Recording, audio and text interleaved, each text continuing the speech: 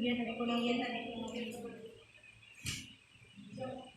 Kemudian di sistem ekonomi campuran itu pada penerapan sistem ekonominya baik pemerintah maupun swasta memiliki peran yang berperan.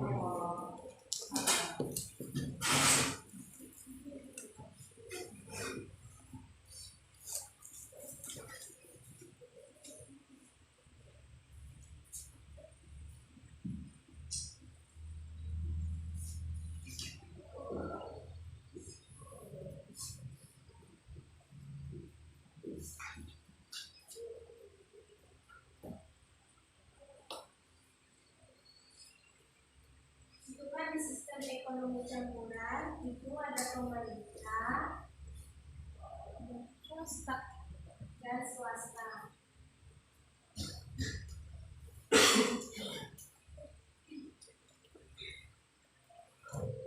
Kalau peran pemerintah di dalam ekonomi campuran itu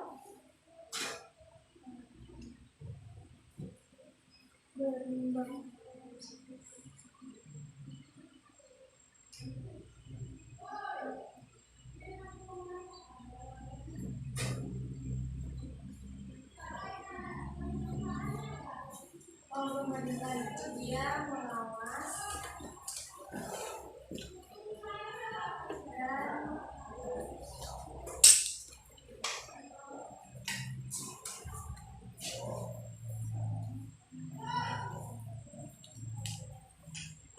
dan mengendalikan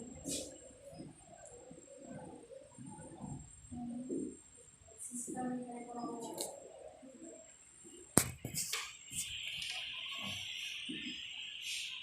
Sedangkan swasta yaitu memberi kebebasan pada sistem ekonomi.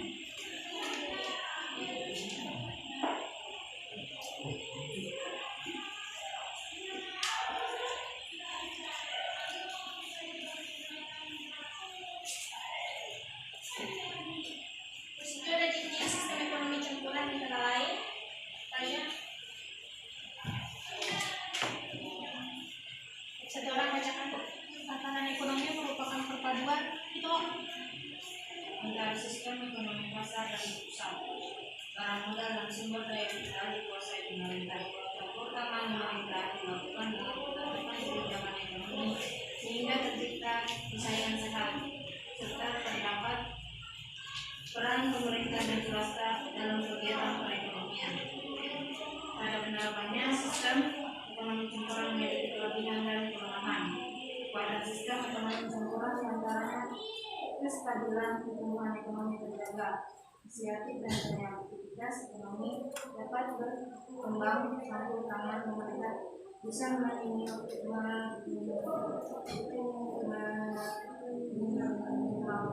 monopoli usaha oleh pihak swasta, serta pemerintah dapat lebih fokus dalam memperdayakan sektor usaha mikro, kecil dan menengah UMKM. itu kekuatan dari sistem ekonomi campuran. Kemudian ada kelemahan dari sistem ekonomi campuran itu antara lain campur tangan pemerintah yang lemah memungkinkan berlangsungnya sistem ekonomi pasar. Campur tangan pemerintah yang terlalu kuat juga justru berpeluang menimbulkan sistem ekonomi komando serta adanya kesulitan dalam memimpin masyarakat yang beragam. Ada yang ditanyakan?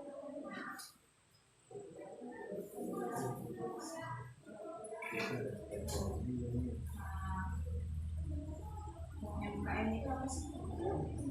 Sektor usaha mikro kecil dan menengah. Ada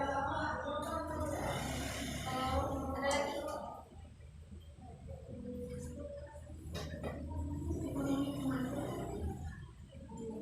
menimbulkan sistem ekonomi terpusat. Ada di bawah dua.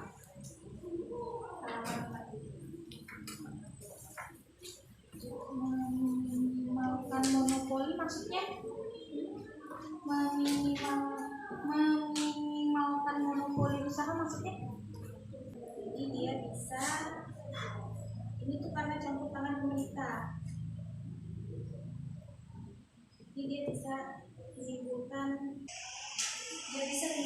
hasil usaha dari pihak swasta. Sekarang lanjut nomor 5, sistem ekonomi di Indonesia. Indonesia menganut sistem apa? Sistem ekonomi apa? Ekonomi Pancasila.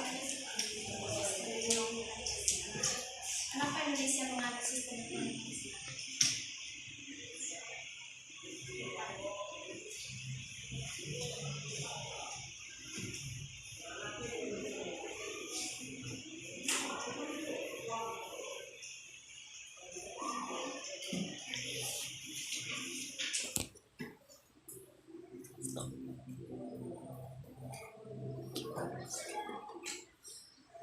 Ya, teman-teman yang bisa bantu. Kenapa negara Indonesia menganut sistem ekonomi Pancasila? Pancasila tidak hanya sebagai dasar negara Indonesia, tapi juga digunakan pada ekonomi di Indonesia, digunakan sebagai sistem ekonomi di Indonesia, karena dalam Pancasila itu sudah menampung semua prinsip dari bahasa Indonesia. Misalnya di sila kelima yang berbunyi keadilan sosial bagi seluruh rakyat Indonesia. Di situ artinya ada hak dari setiap masyarakat Indonesia untuk melakukan sistem ekonomi.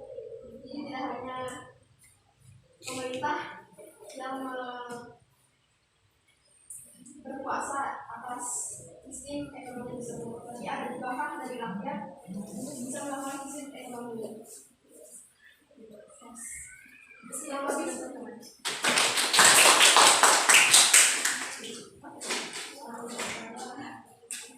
Ya, jadi Indonesia itu menganut sistem ekonomi Pancasila. Dalam sistem ini, kegiatan ekonomi dilakukan oleh, dari, dan untuk rakyat. Pemerintah berperan sebagai pelaku ekonomi sekaligus pengatur dan pengawas kegiatan ekonomi di Indonesia. Kemudian ekonomi Pancasila dijiwai nilai-nilai Pancasila, mengikuti kekeluargaan, pandangan agamis tentang masyarakat dan masyarakat.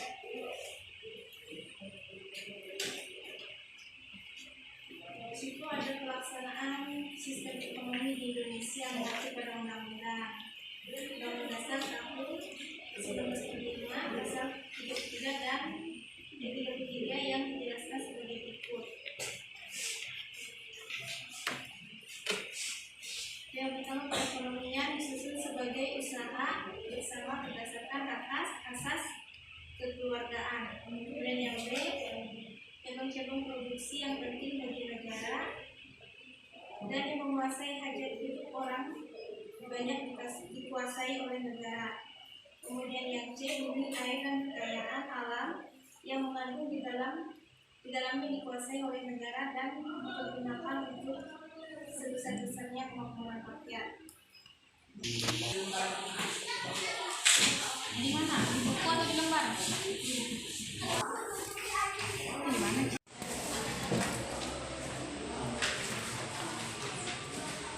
Sekian pembelajaran kita hari ini. Ibu ucapkan selamat siang. Ya.